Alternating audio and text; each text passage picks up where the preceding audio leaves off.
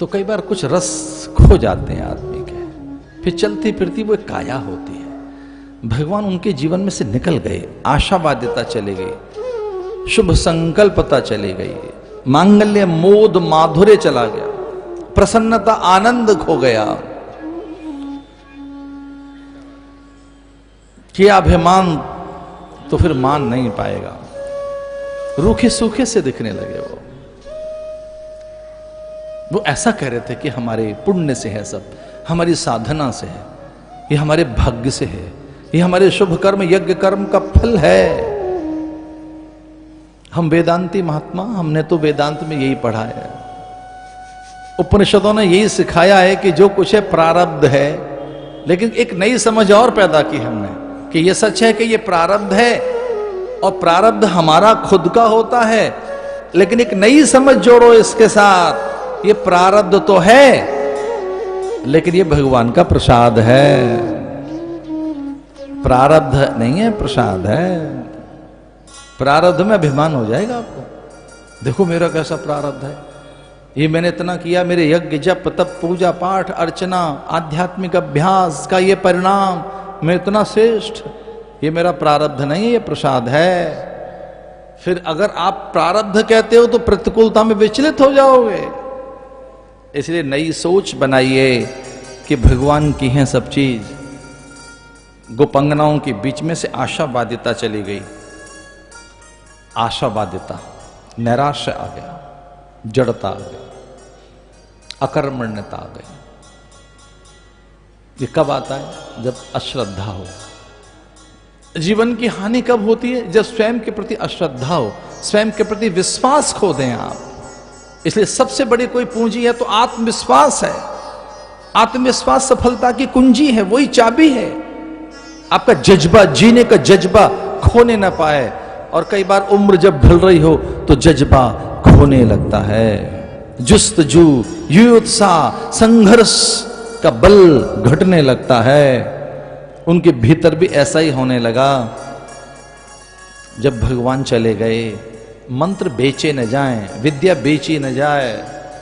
एक ऐसा योग आ गया है कि जब ध्यान, समाधि, प्रार्थनाएं, आशीर्वाद, करुणा, कृपा सब पदार्थ हो गए, हर चीज पदार्थ हो गई है। करुणा भी पदार्थ हो गया है, कृपा भी पदार्थ है, आशीर्वाद भी पदार्थ है।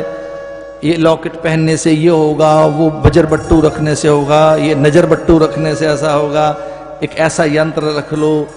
और तब बहुत ज्यादा चौकन्नापन दिखता है कि अब आ रहे हैं गणेश स्थापना के दिन, इस राशि वाले गणेश उस कोने में रखें, उस राशि वाले उस कोने में रखें, एक सूंड इधर होनी चाहिए, दूसरे की सूंड उधर होनी चाहिए। मारे मारे फिर रहे हैं दुकान पे, हमको बाईं तरफ वाला गणेश चाहिए, बाईं सूंड जिस तरफ हो। ना ना ना, मेरी तो कन्या राशि है, मुझे तो दाईं वाला बताया था। एक कह रहा है जी मेरी तो मेष है, सीधी वाली बताया था। अब 3 गणेश रखें क्या? अजीब हमारा धंधा है, धर्म सागर जैसा है, बहुत दिनों से ऐसा हो रहा है। वो एक तनु रहा हो, कालने में रहा हो, वो रावण रहा हो, उसे भी लगा कि सीता के पास तो काषाय वस्त्र पहनकर ही जाया जा सकता है। धर्म इतना गहन, इतना गंभीर, उसमें इतने आवरण ओढ़े जा सकते हैं कि भगवान शंकराचार्य ने कहा उदर निमित्तम बहुकृत वेशम। उदर निमित्तम, उदर की पूर्ति के लिए बहुत से वेश पहन लेंगे लोग। फिर सुंदर वेश में भी नाना वेश धारण कर लेंगे, फिर वेश में भी नाना प्रकार की क्रियाएं करेंगे। वो व्यवसाय बन जाएगा। और जब वेश व्यवसाय बन जाए, विद्या व्यवसाय बन जाए, तो विद्या चली जाती है, पवित्रता खो जाती है, आपका संपर्क उनसे संबंध टूट जाता है, आप निपट भौतिक की आर्थिक धरातल पर अटके रहते हैं। इसलिए इसमें गीतों की चर्चा है भागवत में। भागवत ही एक ऐसा ग्रंथ है जो गाया जाता है। ध्यान से सुनना, गीता एकमात्र ग्रंथ ऐसा जो गाया जाता है। और आगे बढ़ें, उपनिषद गाए जाते हैं, वेद गायन है, वेद गद्य नहीं है।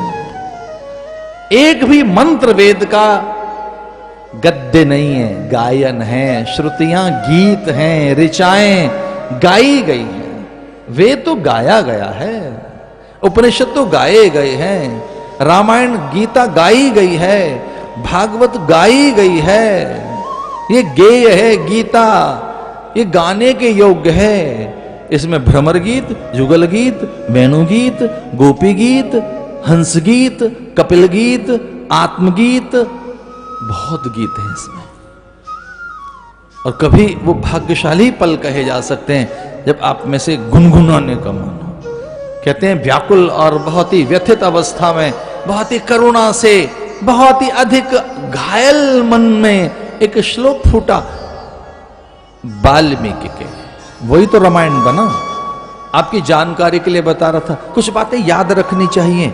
इस सृष्टि का सबसे पहला श्लोक वाल्मीकि ने लिखा है और उसी से रामायण बनी है। सबसे पहला श्लोक वाल्मीकि ने बोला, फिर बाद में अन्य श्लोक आए। पुरातन कोई ज्ञान है तो वेद है, आद्य। अब डाल कर देखिए www, गूगल में, याहू में, इधर उधर कहीं भी ढूंढ कर देखो, किसी भी सर्च इंजन पर एंशिएंट ओल्डेस्ट बुक कौन सी है, oldest ancient very very first कौन सा ज्ञान है, तो मिलेगा वो वेद। पहला ऋग्वेद, सबसे पुराना ज्ञान ऋग्वेद, उसमें भी पहला मंत्र, उस मंत्र में भी पहला अक्षर आ, अग्नि मिले पुरोहितम आ। इससे पहले से पहला कोई अक्षर है तो आ, वो गाया गया है। जब कभी आपके आसपास में रिक्तता हो, शून्यता हो, म्लानता हो, खिन्नता हो, अभाव, शोक, भय हो, अवसाद, चुप्पी हो, जब आप किसी भी तरीके से अपने आसपास रस न देखें, स्फूर्ति न देखें, तो समझना कोई अज्ञान है, कोई भूल हुई है, कोई त्रुटि हुई है, अविवेक और अविचार की अवस्था में निर्णय कुछ गलत हो गए हैं। ऐसा कभी मंथन करना। हम भारतीय लोग तो हर बात में अमृत बना लेते हैं। स्वर्ग में तो एक घड़ा होगा, यहां तो बहुत से अमृत बनाए जा सकते हैं। पंचामृत, चरणामृत, पंचामृत, गौ की 5 चीजें मिला दो, पंचामृत हो गया। महापुरुषों के चरण धो लीजिए, चरणामृत हो गया। शालिग्राम पे रखो तुलसी, थोड़ा सा जल डालिए, भगवान का चरणामृत है, चरणामृत।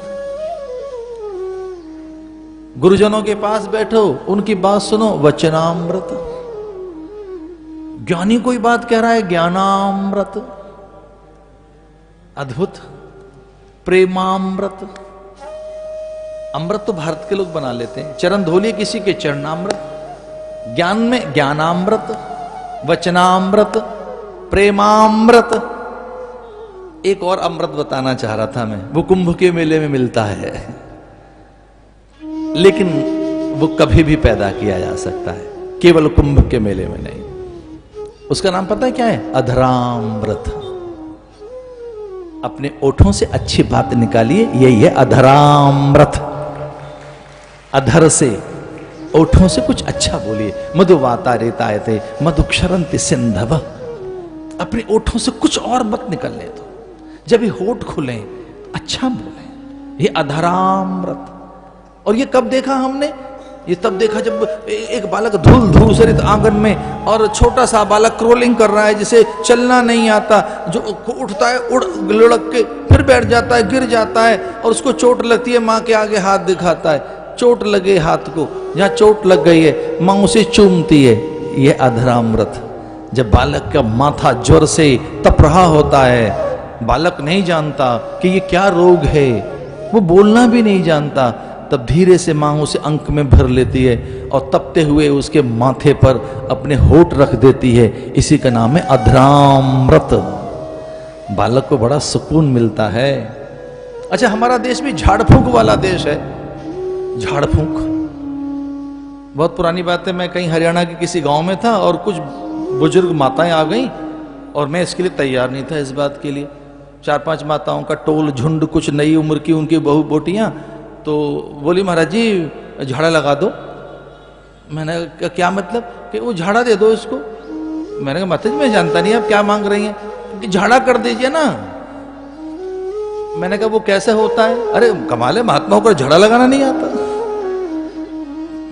तो वो फिर एक जिनके घर में आश्रम में मैं ठहरा था, उस साधु ने मुझसे कहा कि आप इधर आइए।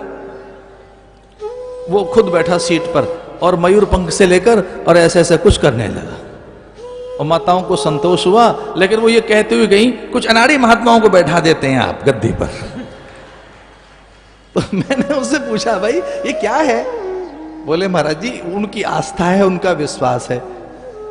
लेकिन एक वैज्ञानिक विधि है कि जो मयूर पक्ष है इसमें से विद्युतीय किरण निकलती हैं और वो एक विशेष प्रकार का ऑरा बना देती हैं। जो मयूर पंख है वो विशेष प्रकार की तरंगों का निर्माण करता है, उसे हिलाया जाए तो clockwise anti clockwise, clockwise anti clockwise, ऐसा कर दो फिर ऐसा कर दो। बोले हिलाते रहिए। मैंने कहा आप क्या करते हैं? बोले मैं तुम्हारे अपने गुरुओं का ध्यान करके और गायत्री का जप करते हुए कि भाई कोई फायदा होता है तो ठीक है, नहीं तो इनका मन तो राजी हो ही जाएगा। बोले ये जो है तरंगे इससे पैदा होती है, झाड़ा। तो मैंने कहा ये क्या बड़ा बवाल है? बोले महाराज मैं सिखा देता हूं झाड़ फूक क्या होती है। जब छोटा सा बालक आंगन में घूमता है, गिर जाता है, धूल धूसरित तो उसके गात, तो माँ उसे झाड़ देती है। ये तो है झाड़, और चोट लग गई वहां मारती है फूंक, इसको कहते हैं फूंक। भाई यही है झाड़ फूंक। बोले इसी का नाम झाड़ फूंक है। बोले माँ उसको झाड़ देती है। और बोले ये काम तो ईश्वर भी कभी कभी करता है। मैंने कहा वो कैसे?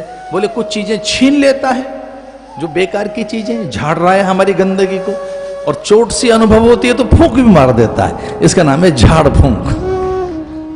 मैं महात्माओं के पास रहा हूं, पता नहीं क्या क्या बातें सीखी हैं उनसे। तब कथामृतम तप्त जीवनम, तब कथामृतम। इसलिए ये जो कथा है अमृत है, वचनामृत, ज्ञानामृत। अमृत पैदा किया जा सकता है, ज्ञान में अमृत पैदा होता है। विशुद्ध ज्ञान देहाय त्रिवेदी दिव्य चक्षुषे श्रेय प्राप्त निमित्ताय नमः सौमार्द धारणे। शिव जिसे हमेशा धारण करके रखते हैं वह अमृत है। उनसे जब नहीं संभलता अपना अमृत तो खुद ही अपना अभिषेक कर लेते हैं, स्वयं अपना अभिषेक करने लगते हैं अमृत से। ज्ञान में अमृत पैदा होता है। ज्ञान आपके भीतर अमृत का संचार कर देगा, और ज्ञान अज्ञान आपके भीतर में जहर घोल देगा। जो अज्ञान है वो विष पैदा कर देगा। जयति ते अधिकम, इसका अर्थ यह है कि जब से आप जीवन में आए तब से जय हुई और अधिक से अधिक लाभ हुआ। श्री आ गई। जयति ते अधिकम जन्मना ब्रज श्रीयति इंदिरा शश्वदत्र ही। जब से आप जीवन में आए तब से जय आई, जीवन का सलीका सीखा, हमारे पास श्री आई, सौंदर्य आया।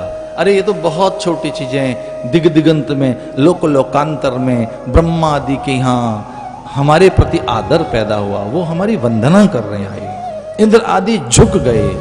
हम समझ रहे थे हमारे कारण हैं, ये जय तेरे कारण हुई है। जीवन में जय, और जय या जो विजय की भावना है वो हम सब में है। हमारा इतिहास युद्धों का इतिहास है। वो दुर्गा सप्तशती हो, वह रामायण हो, वह भागवत हो, कोई भी ग्रंथ उठाकर देखिए उसमें कहीं झगड़े की बात है। युद्ध है जीवन, और उसमें जीतना होता है। गीता भी युद्ध के मैदान में ही प्रकट हुई है, दुर्गा भी युद्ध के मैदान में निकली है। और हम सब दो ही किस्म के प्राणी हैं। हम यहाँ जितने प्राणी बैठे हैं दो किस्म के प्राणी हैं, या तो राजा सुरथ जैसे हैं या समाधि नाम के वैश्य जैसे हैं। हम जो यहाँ प्राणी बैठे हैं या तो सुरथ जैसे चरित्र के प्राणी हैं या समाधि नाम के वैश्य जैसे प्राणी हैं। और कैटेगराइज करना हो तो अर्जुन जैसे हैं, भागे बैठे हैं, पलायन हैं, हार माने बैठे हैं। और बड़ा मानना हो तो अंगद जैसे हैं, कोई पहले करके दिखाए बाद में हम कर देंगे, पहला कोई कर दे तो हम कर देंगे। और बहुत ही को ज्यादा बड़े ज्ञानी हैं तो जामवंत जैसे हैं, अरे किसी में बहुत किया हमने, अब जरा बूढ़े से हो गए, अब नहीं होगा हमसे। कभी हम भी कुछ कर सकते थे, ऐसा नहीं है। तो या तो फिर जामवंत जैसे हैं, या अंगद जैसे हैं, या अर्जुन जैसे हैं, या फिर सुदामा जैसे हैं, या फिर हम कैसे हैं? कल्पना तो करके देखो, सुग्रीव जैसे हैं। है तो सब कुछ पर भगोड़े हैं, भाग लेते हैं। भागूं तुरत तजऊं यह सैला, मैं शैल को त्याग कर भाग जाऊंगा। पता लगा करा हनुमान ये कहीं शत्रु ने तो नहीं भेजा। तो हमेशा शत्रु का डर जिन्हें सताता रहता है वो अपना नाम लिख लें, सुग्रीव की पंक्ति वाले प्राणी हैं वो, जिन्हें हमेशा डर सताता रहता हो, सुग्रीव की पंक्ति वाले प्राणी। कि राम की निकटता से भी उसे भय लग रहा है। राम जैसे जैसे निकट आ रहे हैं सुग्रीव के, वो डर के मारे थर थर थर थर कांप रहा है कि ये मेरा अनिष्ट कर देगा, ये जो आ रहा है अपने भाई के साथ मेरा मंगल कर देगा। हनुमान जा और जरा बता देना संकेत करके, अगर ये कल्याणकारी है फिर तो मैं प्रकट हो जाऊंगा, अन्यथा मैं शैल पर्वतों के पीछे छुप जाऊंगा। और थोड़ा संकेत कर देना, हुंकार भरना, भागों तुरत तजऊं यह शैला, मैं भाग जाऊंगा यहां से। हम यहां से भाग जाएंगे, हम वहां से भाग जाएंगे, हम इनसे बात नहीं करेंगे, हम उनसे बात नहीं करेंगे, हम इनसे भाग रहे हैं, उनसे भाग रहे हैं, इस समस्या से भाग रहे हैं। भाई ये प्रॉब्लम मत छेड़ो, अभी ये जरा बड़ी प्रॉब्लम है, बाद में उससे एस्केप कर रहे हैं, उससे एस्केप कर रहे हैं। हम कभी एस्केप यहां से कर रहे हैं, कभी हम वहां से एस्केप कर रहे हैं, कभी हम यहां से भाग रहे हैं, कभी हम इतने दम्भ में कि हम तो कुछ भी कर सकते थे, अब बूढ़े हो गए, अब थोड़ी होगा हमसे। या कभी हम मंगत जैसे हैं कि हम कर तो देंगे, पहले कोई करके तो दिखाए एक बार। या फिर हम सुरथ जैसे हैं, या समाधि जैसे हैं, या फिर हम बहुत बड़े अभिमानी अर्जुन जैसे हैं। ऐसा मरे जाएंगे प्रभु, मैं धनुष नहीं उठाऊंगा। अंततः कृष्ण ने पूछा कि क्यों नहीं तू लड़ना चाहता भाई, मुद्दा क्या है? बोले मुद्दा ये, सब मर जाएंगे महाराज ये मेरे हाथों से। और वो कहता मैं मार दूंगा सबको।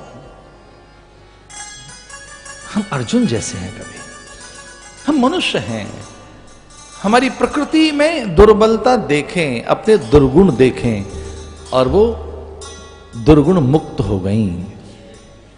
तब कथामृतम तप्त जीवनम कविर्भीडितम कल्मषाप। हम जब तक कल्मश नहीं निकलेंगे, अविद्या अस्मिता जब तक नहीं निकलेगी, आपके भीतर में से काषाय निवृत्ति नहीं होगी, तब तक आनंद की प्राप्ति होगी नहीं। पुनरावृत्ति न करें पाप करने के बाद। कहते हैं कृष्ण की बांसुरी, उनकी रुंझुन, उनकी निकटता फिर अनुभव होने लगी। सच मानिए मन से आदमी हार जाता है, तो भीतर ही बैठी है चेतना, उसे जगाइए। अपने भीतर के गोल मटोल कंकर में शंकर पैदा कीजिए। और भारत के लोग बड़े निराले लोग हैं, वो पत्थर में से न केवल प्रतिमा बल्कि परमात्मा को पैदा करने वाले प्राणी हैं। घर में जब पंडित जी आते हैं तो मोली में गणेश का आह्वान करते हैं, ये कहकर एया गच्छ एया तिष्ठ वरदो भव सुप्रसन्नो भव। अरे यजमान ये गणेश जी को प्रणाम करो। पाद्य अर्घ आचमन स्नान गंध अक्षत पुष्प वस्त्र धूप दीप नैवेद्य। और ये क्या है? एया गच्छ एया तिष्ठ वरदो भव सुप्रसन्नो भव। गणेश जी का ध्यान करिए। गणानां त्वा गणपति हवामहे। फल फूल द्रव्य नैवेद्य प्रदक्षिणा कीजिए। ये गणेश जी हैं, प्रणाम कर रहा है वो। सुपारी में गणेश बना दिया मंत्रों से, देखो तो सही, सुपारी में गणेश बन गए। वो कहता है यजमान पूजा पूरी हो गई, अब क्या करें? बोले गणेश जी को जहां से आए वहीं जाएं। गच्छ गस्र श्रेष्ठ पुनरागमनाय च। ये क्या है? यहाँ तो गणेश, इनको विदा करो। गच्छ गच्छ सुर श्रेष्ठ पुनरागमना, फिर से आना, इनको विदा कर दो देवताओं को। देवता विदा हो गए। फिर वो यजमान के हाथ में सुपारी रख देते हैं कि जरा ये गुड लक के लिए ठीक है, इनमें गणेश जी का आह्वान किया था, इन्हें घर में रख देना। गणेश जी कहां गए? अरे जहां से आए थे वहां गए। कभी कभी गुरु भी ऐसी बातें पूछते हैं चेले से, पर चेला भी बड़ा निराला होता है। एक बार गुरु ने पूछा शिष्य से, दीपक जलाया और पूछा चेले से, बेटा ये प्रकाश कहां से आया? ये जो प्रकाश है बता कहां से आया? चेले ने दीपक बुझा दिया। बोले गुरुजी कहां चला गया ये बताओ पहले। बड़ी बात करते हैं चेले, महाराज बड़े आगे हैं आजकल। गुरु ने दीपक जलाया और पूछा, अरे शिष्य क्या है ये? हमारा प्रकाश। बेटा कहां से आया? चेले ने दीपक को बुझाया और बोला गुरुदेव ये बताओ कहां चला गया? तो गुरुजी ने कहा जहां से आया था वहीं चला गया। ये अनंत में से आया था, वहीं चला गया। भावना है एक देवताओं की, हमारे भीतर में भी एक भावना है। गच्छ गस्र श्रेष्ठ प्रतिमा पैदा तो कर दी जाती है जयपुर की गलियों में, वहां प्रस्तर से प्रतिमा, पर वो केवल प्रतिमा है। जब तक पंडितों के हाथ न लगे, वो उसमें प्राण प्रतिष्ठा न करें, तब तक वो पत्थर की प्रतिमा है। वो देवता कब? जब इन पंडितों के हाथ लगे और ये फिर आवरण पूजा करें, फिर ये जलाधिवास अनाधिवास फलाधिवास करें, फिर ये उसमें प्राण प्रतिष्ठा करें। मुझे एक बहुत विश्वास के साथ आपसे बात कहनी थी। सच मानिए, जैसे ही आप पैदा हुए भगवान ने स्वयं की स्थापना आपके भीतर की हुई है, आप में प्राण प्रतिष्ठा की हुई है। आप प्रतिष्ठित प्राणी हैं, आप में मंत्र की स्थापना है, आप में वो सब सामर्थ्य है, जन्म से ही वो योग्यता आप में है। पहले से ईश्वर आप में स्थापित है, पहले से ही आप उतने ही हैं जैसा शालिग्राम है, आप उतने ही भीतर में ऊर्जावान हैं जितना नर्मदेश्वर है। कहते हैं नर्मदेश्वर स्वयं सिद्ध हैं, शालिग्राम स्वयं सिद्ध हैं। अरे शालिग्राम जन्म से ही सिद्ध हो सकता है, गंडकी में से निकला स्वयं सिद्ध है, नर्मदा में से निकला नर्मदेश्वर स्वयं सिद्ध है। हमारे भीतर वो चेतना है, वो जगाई जाएगी, उसे जगाया जाता है। कंस अपनी क्रूरता से तो कृष्ण को पा नहीं सका, इसलिए अक्रूर का आश्रय लिया। क्रूरता से कृष्ण को पा नहीं सका।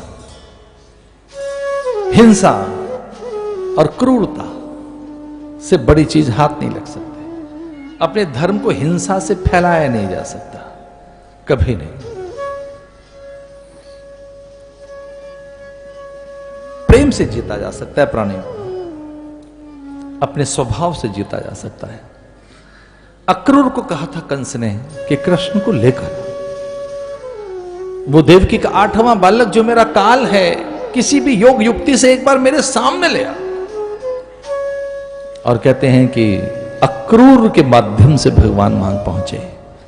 11 महीने 11 दिन, 11 साल 11 महीने 11 दिन, कुछ इस तरह से गणना की है ऋषि मुनियों ने कि कितने दिन रहे भगवान वहां। 11 साल 11 महीने 11 दिन।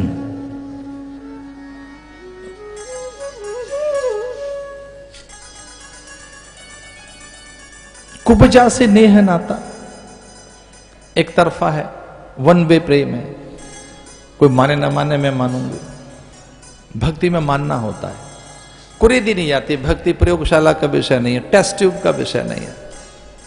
कुछ केमिकल्स डालकर और आप प्रयोगशाला में ले जाएं, लेबोरेटरी में ले जाएं, उसकी कल्चर करके देखें, प्रेम का मैं ज्यादा है, कितना है, भक्ति क्या है, ज्ञान क्या है, उसकी कल्चर करोगे आप। एक तरफा होता है वो कुब्जा जो टेढ़ी है, जो रूपवान भी नहीं, जिसके पास कोई चीज नहीं है, भावना उसके पास है। भावना बड़ा बनाती है आपको, विचार बड़ा बना देता है आपको। विचार से बहुत बड़प्पन आपके पास आ जाएगा। महानता विचार से आएगी, पदार्थ से नहीं आएगी। याद रखना, बहुत महंगी चीज भागवत एक देती है, प्रसन्नता चिंतन सापेक्ष है, पदार्थ सापेक्ष नहीं है। जो प्रसन्नता है वो पदार्थ से नहीं आएगी, संपन्नता साधन से नहीं आएगी, चिंतन सापेक्ष है, ज्ञान सापेक्ष है, विचार सापेक्ष है। जो महानता जिसे ढूंढ रहे हो, जिस बड़प्पन को कि हम बड़े हो जाएं, वो विचार से आएगा, चिंतन से आएगा, शुभ कर्म से आएगा, वाहन से, भवन से, अट्टालिकाओं से, भूमि विस्तार से, वस्तुओं की बहुलता से, पदार्थों की प्रचुरता से बड़प्पन नहीं आएगा। बड़प्पन आएगा विचार से, बड़प्पन आएगा वैराग्य से, बड़प्पन आएगा ज्ञान से। इसे बड़ी प्रतीकात्मक कथा है। कुब्जा के चंदन को भगवान ने स्वीकार किया। चंदनस्तु महत् पुण्यम पवित्रम पापनाशनम। महत् पुण्यम पापनाशनम, मस्तक पर चंदन लगाते हैं कर्मकांडी, विद्वान, यति, योगी, साधक। बड़ा सुंदर द्रव्य है ये। गंध द्वारा दुरादर्शाम नित्य पुष्टाम करी खड़िम ईश्वरीम सर्वभूतानाम तामिहोपवेश्यम।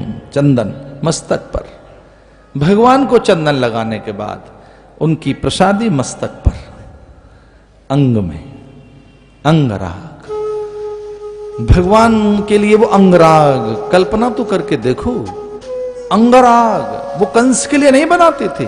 कृष्ण का ध्यान करते हुए वो कहती है कि इस पर कोई पाबंदी नहीं लगा सकता कि मैं किसका ध्यान कर रही हूं।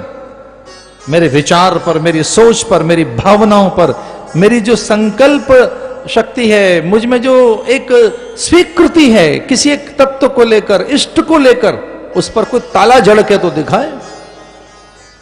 याद रख सको तो एक बात कहें, हम महान नहीं बन पाए, हम ऊंचे नहीं उठ पाए, हम पुरुषार्थी पराक्रमी नहीं बन पाए, हम जीवन में कोई बड़ा कार्य नहीं कर पाए। ये ठीकरा किसके माथे पे फोड़े जाकर? हम महान नहीं बन पाए, हम चरित्रवान नहीं बन पाए, हम संयमी नहीं बन पाए, हम बहुत महान नहीं बन पाए। ये जो दोष है किसके माथे पे जाकर मढ़े? पड़ोसी के, परिवार में, पति के ऊपर, पत्नी पर, बच्चों पर, किसी पॉलिटिकल पार्टी पर, किस पे? कि इनके कारण हम बड़े नहीं बन पाए, हम अपनी महानता सिद्ध नहीं कर पाए, हम सरल नहीं बन पाए, सहज नहीं बन पाए, आनंदित नहीं रह पाए, चहक नहीं पाए। किसके माथे पर दोष मढ़े? और ध्यान रखना, ढूंढने चलना उस आदमी को, वो कौन है, और ढंग से ढूंढने चले। और कहीं सामने आईना मिल गया, दर्पण मिल गया, तो वो आदमी आप हैं और कोई दूसरा नहीं है। जिन्हें वो बुरा जो देखन में चलिया, खुद मिलोगे। वो कहते हैं मैं चंदन घिस रही हूं, मैं कंस के लिए चंदन घिस रही हूं, वो तो मैं उसकी चाकरी हूं, मैं हूं अनुचरी हूं, मैं उसकी दासी हूं, पर मैं चंदन कृष्ण के लिए घिस रही हूं। बोली वो मेरी जॉब हो सकती है, वो जॉब मेरी मैं करूंगी, मैं डेली वहां चंदन पहुंचाऊंगी, पर ध्यान में किसी और का करूंगी। किसको पता मैं किसका ध्यान कर रही हूं? किसको पता मैं क्या जप रही हूं? मैं ध्यान किसका कर रही हूं? इसलिए कंस कहता था कि इस चंदन में गंध ही कुछ और है, इसमें कुछ और प्रकार की सुगंध है। जब मेरे मस्तक पर अंगराग, जब ये मेरे वक्षस्थल पर, भुजाओं पर चंदन लगता है, मुझे केवल शीतलता नहीं मिलती, मुझे केवल सुगंध नहीं मिलती, मुझे शांति मिलती है। रिकुब्जा, मैं इतना अशांत, इतना आवेशित, इतना उत्तेजित, इतना विकल, भीतर में इतना भयभीत प्राणी हूं मैं, मुझे बहुत भय रहता है। एक बार भगवान से पूछा भक्तों ने कि हे प्रभु, आपको कौन बहुत याद करता है?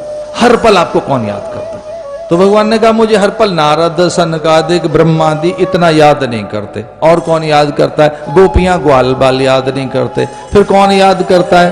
बोले जिसके 24 घंटे जेहन में, ज्ञान में, संज्ञान में, भान में मैं पड़ा हूं, वो कंस है। कंस मुझे हर पल याद करता रहता है, हर पल। देवकी का 8वां बालक, देवकी का 8वां बालक, मुझे कंस बहुत याद करता है। भय में असुराभास। इस पर स्वामी खंडानंद जी महाराज कहते थे कि बिना असुरों के तो लीला सिद्ध नहीं होगी। कृष्ण की सिद्धि बिना कंस के नहीं है, और रावण की भी जो महत्ता है बिना रावण के नहीं है। इसे भगवान अपनी लीला में सब पात्र लेकर आते हैं। ये मुंबईया वाले लोग 2.5 घंटे में सारे मसाले तैयार कर लेते हैं। उसमें काजल, मेहंदी, बिंदी, चुटकी और व्रत, उत्सव, गीत, चांद, अर्घ, खोना पाना, कुंभ के मेला, फिर बिछड़ गए, फिर मिल गए, कोई मर गया, फिर नया पैदा हो गया, एक जन्म, पुनर्जन्म, कुछ रोना है, फिर हंसी है। ये 2.5 घंटे पता नहीं क्या मसाला बनाते हैं। एक कोई मुझे मिल गए सज्जन, मैंने कहा कैसे हैं, क्या हाल चाल है? बार बार मुझे देख के मुस्कुरा रहे थे। मुझे लगा मेरे परिचित होंगे। भाई आदमी मुस्कुरा रहा है, देखकर बात पूछ लीजिए, सब ठीक है, सब आनंद है? बोले बड़ा सब आनंद है, मेरी आपकी लगभग एक जैसी जॉब है। मैंने कहा मेरी आपकी जॉब क्या है?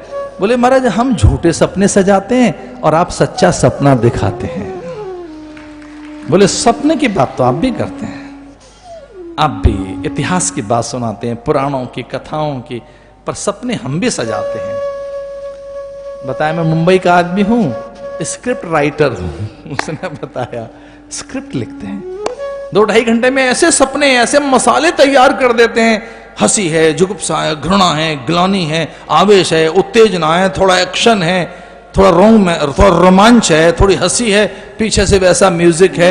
2.5 घंटे के बाद आदमी निकला, कुछ तो रो रहे होते हैं, कुछ वहां जुड़ गए होते हैं, और कुछ लोग बार बार अपने को ही वहां देख रहे होते हैं। उस स्वप्न में अपने को जोड़ते हैं चरित्र के साथ, उस किरदार के साथ। गुस्सा कितना कर रहे हैं उस विलेन के साथ।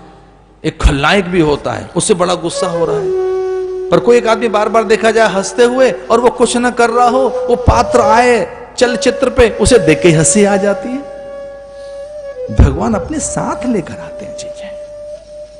इस सृष्टि में सब मसाले बने हैं, सारी चीजें बनी हैं, इसलिए कोई ऐसा नहीं कि उसका अनादर किया जाए। कुब्जा एक ऐसा चरित्र है जो मनी मन अपनी भावनाओं को शुद्ध करती है, रिफाइंड करती है।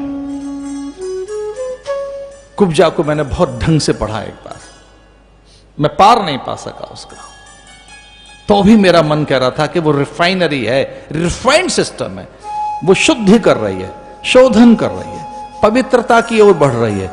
वो देखती है कि एक चीज है जो पवित्र की जा सकती है। रिफाइनरी में तेल बहरा होता है, बहते बहते बहते वो कच्चा तेल थोड़ा बहकर डीजल बन जाता है, तो और रिफाइंड होकर पेट्रोल बन जाता है, थोड़ा और बहना सीख ले तो व्हाइट पेट्रोल बन जाता है, और अगर छलनी में से छन छन कर और आगे तक जाना सीख ले तो जेली बन जाता है, और गोरेपन के लिए लोग उसी को मुंह पे लगा रहे होते हैं। हमने किसी कॉस्मेटिक वाले से पूछा कि क्या डालते हो? बोले स्वामी ये वो पदार्थ है जो रिफाइनरी में से निकलता है, कच्चा तेल है ये, और कुछ नहीं है, ये वो तत्व है, इसी से औषधि बनती है। रिफाइंड कितना कर सकते हैं हम अपने को, कितना निखार सकते हैं, कितना छान सकते हैं अपने को। कुब्जा वो है। भगवान ने चंदन लिया, चाणूर, मुष्टिक, कूट, शल, तोशल, उन्हें पराभूत किया, वो सत्ता को हिला दिया। कूट, भेद डालने वाली सत्ता।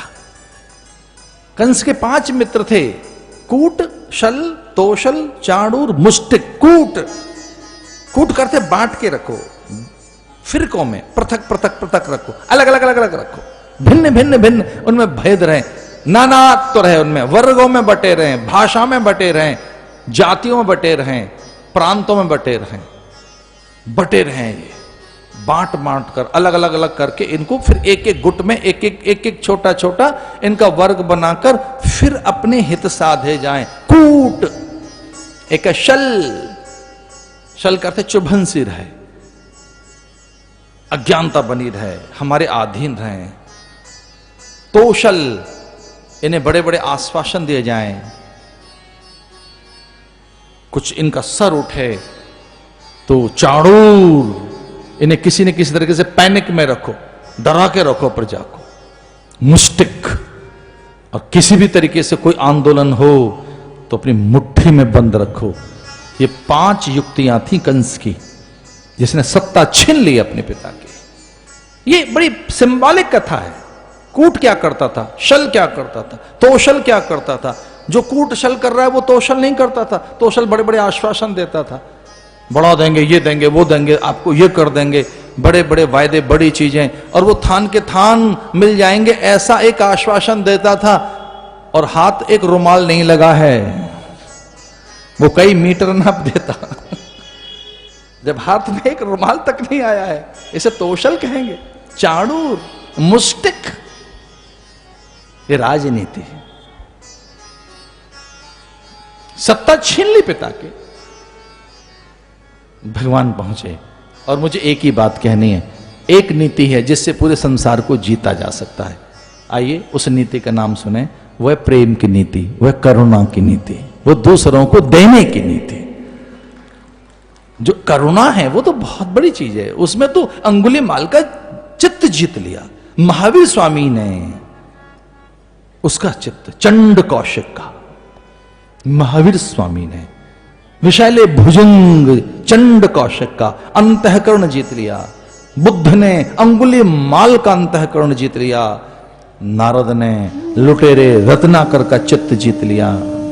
एक बार प्रेम तो करके देखो, एक प्रेम की नीति है। इसलिए कंस की सत्ता उखड़ गई, वो स्वयं ही पटकनियां खाते हुए गिरा, वो अपने भय और अपने पाप से मारा गया। कौन सी चीज आपको मार देती है? आपका भय, आपका डर, आपके पाप, आपका संशय। आप में ही आप एक शत्रु बनकर बैठे हैं, अपनी अज्ञानता को पालते हैं। कहते हैं वह सत्ता छिन्न भिन्न हो गई, खुर्द बुर्द हो गई। कृषक, माली और वहां के संपूर्ण प्रजा के अलग अलग लगभग भगवान के अनुयायी बन गए। रक्त वमन करते हुए कंस धरती पर गिरा था।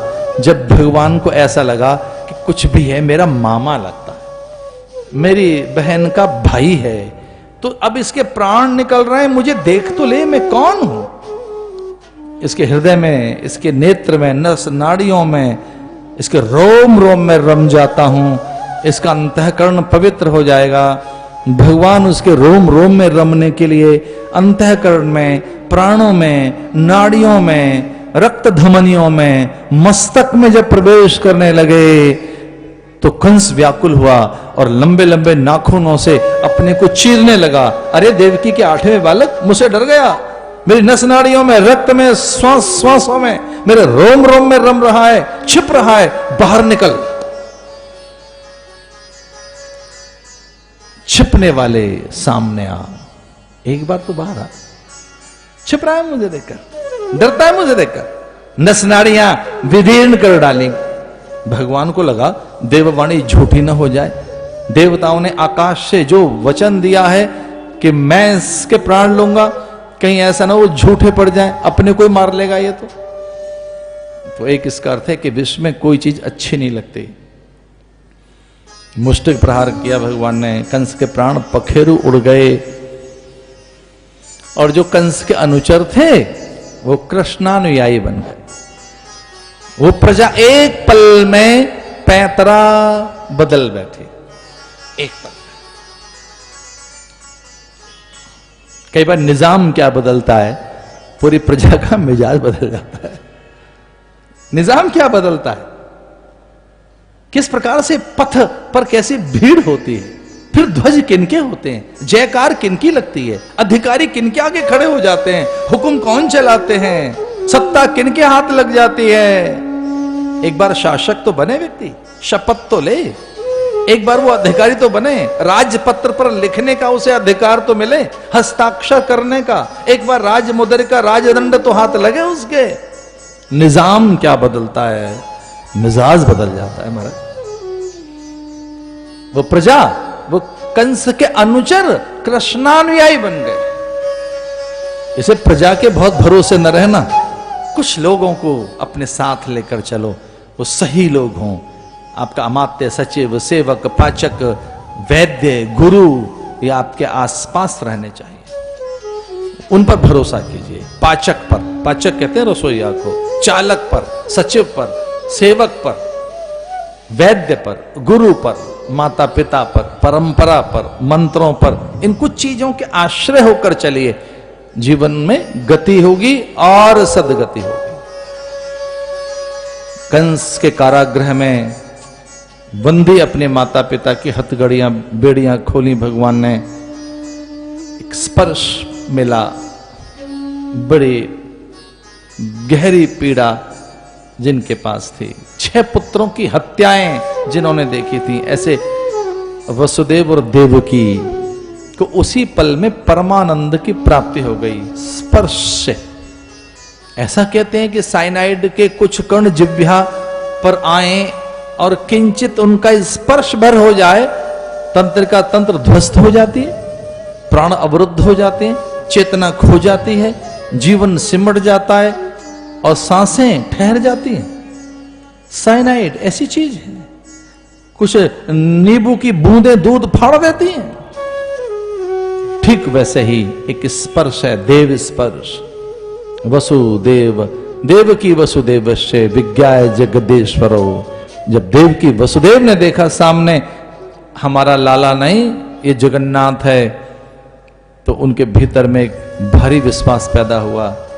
भगवान उनकी ओर दौड़े, स्पर्श किया भगवान ने, और उनके भीतर का भय दुख चला गया। छूकर भी कई बार बड़ी चीज दे दी जाती है, और स्पर्श एक प्रकार की चिकित्सा है। स्पर्श बड़ी चिकित्सा है। छूकर, कपोल छूकर, हाथ छूकर, मित्र का हाथ में हाथ लेकर, दीन के कांधे पर हाथ रखकर, कई बार रोगी की पीठ सहलाते हुए, माथा सहलाते हुए, कई बार यूं ही किसी बहुत ही विकल और बहुत ही व्याकुल प्राणी का हाथ अपने हाथ में लेकर उसकी हिचकियां, आंसू और उसके भीतर में जो बहुत बड़ा कोई दर्द है उसे बांटने के लिए आपके हाथ आगे आए, आप छुएं, बात ही कुछ और हो जाती है। स्पर्श में एक कोई सुख तो मिलता है।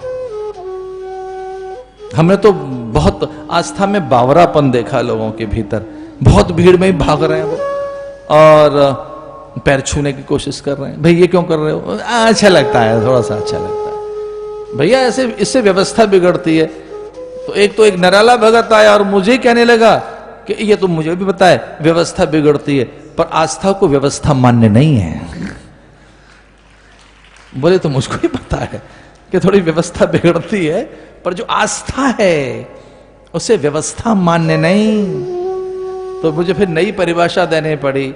मैंने कहा वही सच्ची आस्था है जो व्यवस्था को आदर देती है। अगर आप व्यवस्था को आदर नहीं देते, गणेश की पूजा पहले नहीं करते, वीरभद्र की, नंदी श्रृंगी भंगी की, कुबेर की, और वो जो वहां पर हैं उनके गण, और बैठे हमारे आचार्य जी, वो शिव पर बाद में अभिषेक करवाते हैं शिवरात्रि के दिन। वो कहते हैं पहले इन्हें निपटा लीजिए महाराज, ये जरूरी है। बोले क्रम से चलिए, ये बहुत बड़ा क्रम है। और कई जगह तो ऐसा भी हमने देखा कि उनको भी प्रणाम करना पड़ता है कि जिनके लिए जरूरत नहीं है। तो ग्रंथ में लिखा कि क्रम में ऐसा भी कर लेना कि सबको आदर देते देते एक उनको भी आदर देना। किन को? बड़ी सुंदर बात लिखी ग्रंथ में। प्रथमम दुर्जनम प्रथमम वंदे सज्जनम तदनंतरम। जब प्रणाम करने चलो तो सबको प्रणाम करना, और किनको और कर लेना। दुर्जनम प्रथमम वंदे, कोई बड़ा काम करने जा रहे हो तो उनको भी आप प्रणाम कर लेना, जो स्टे ले आएंगे, काम बिगाड़ देंगे, निर्माण रोक देंगे आपका। दुर्जनम, दुर्जनों को भी आदर देना चाहिए। आस्था से अभिभूत अंतःकरण सामने कृष्ण है। ऐसा कहते हैं कि फिर तो बात ही बदल गई। उग्रसेन को कारा से मुक्त किया, भगवान सांदीपनी आश्रम में गए विद्या अध्ययन करने के लिए। 64 दिन रात में, 64 दिन रात में विद्या प्राप्त हो गई। सुदामा ने भगवान के हिस्से के 40 चने चबा लिए थे, तो 40 साल की घोर दरिद्रता भोगी सुदामा ने। धर्मादे का मत खाना, दूसरे के हिस्से मत चुराना, दूसरे का हिस्सा मत रखना, किसी का स्वर्ण अपने पास मत रखना, कई जन्मों तक भोगना पड़ेगा दूसरे का हिस्सा। बड़ी दरिद्रता। जो जैसे हैं उनको वैसे ही पूजो। गुरु में गुरु का ही भाव रखो। गुरु में अन्य भाव रखोगे, माता पिता में अन्य भाव रखोगे, देवताओं में अन्य भाव रखोगे, मंगल नहीं होगा।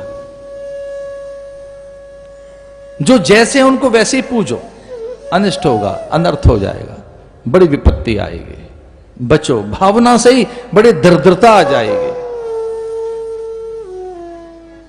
किसी के अनायास बड़े उपद्रव होने लगे। वो बता रहे थे कि हम कुछ अलग अलग भाव रखते हैं, इष्ट के प्रति, माता पिता के प्रति, गुरुजनों के प्रति। विकृति आई हमारे भीतर, वासना पैदा हो रही है, लोभ पैदा हो रहा है, काम पैदा हो रहा है, अभिमान पैदा हो रहा है।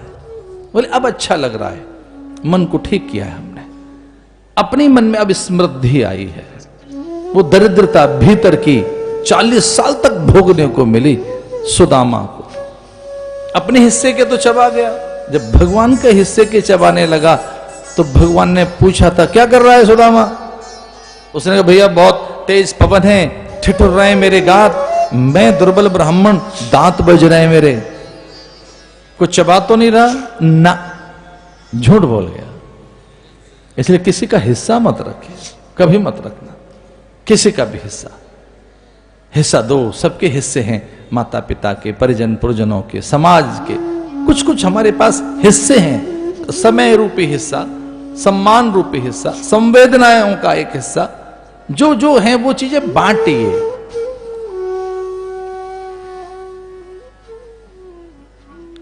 पंजाब में तो बड़ा सुंदर सा सूत्र है, वंड छक। पहले बांटना, मेहनत करना, श्रम करना, बाद में छकना, बाद में लेना। पहले बांट दे, जितना बांटेगा उतना आनंद आएगा। पंजाब का सूत्र है, गुरुओं ने सिखाया। वंड छक, कीरत कर, श्रम कर, संयम रख, बांट। फिर से देखना बहुत मिलेगा, इकट्ठा मत करो।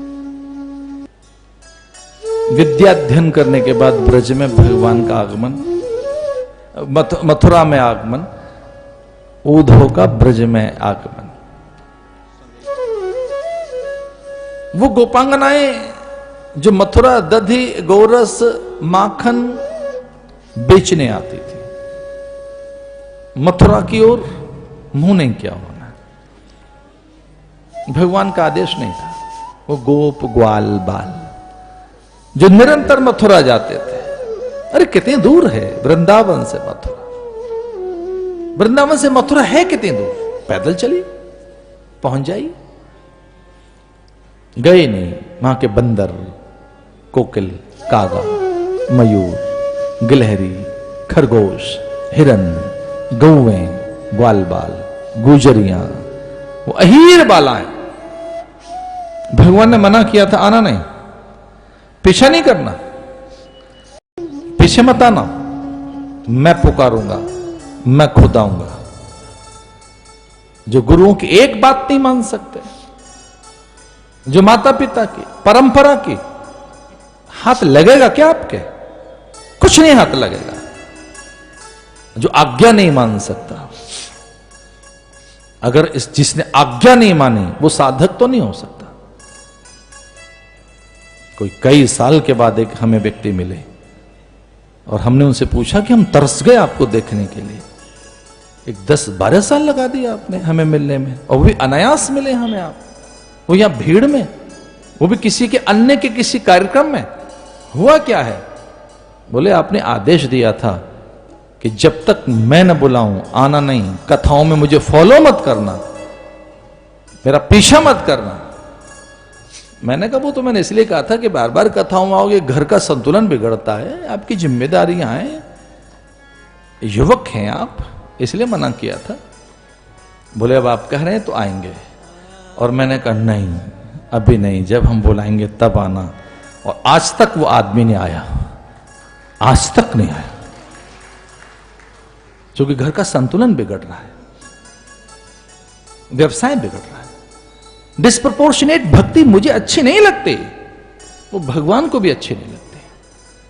जो डिस्प्रपोर्शनेट भक्ति है, काम कार्य छूट गया, धंधा छूट गया, व्यापार छूट गया, आपको भक्ति सूझ रही है, आपको सत्संग सूझ रहा है, गुरुओं के मारे मारे पीछे भाग रहे हैं, 3-4 घंटे सवेरे अभिषेक में लगा रहे हैं, शाम को पूजा पाठ कर रहे हैं, नींद पूरी नहीं हो रही, भोजन इसलिए नहीं कर रहे कि सूरज को अभी अर्घ नहीं दिया है, तो आपने शरीर बिगाड़ लिया है, संबंध बिगाड़ लिए, व्यापार डिस्टर्ब हो गया है। आप भक्ति कर रहे हैं साहब, भक्ति कर रहे हैं आप, कुछ नहीं कर रहे हैं आप।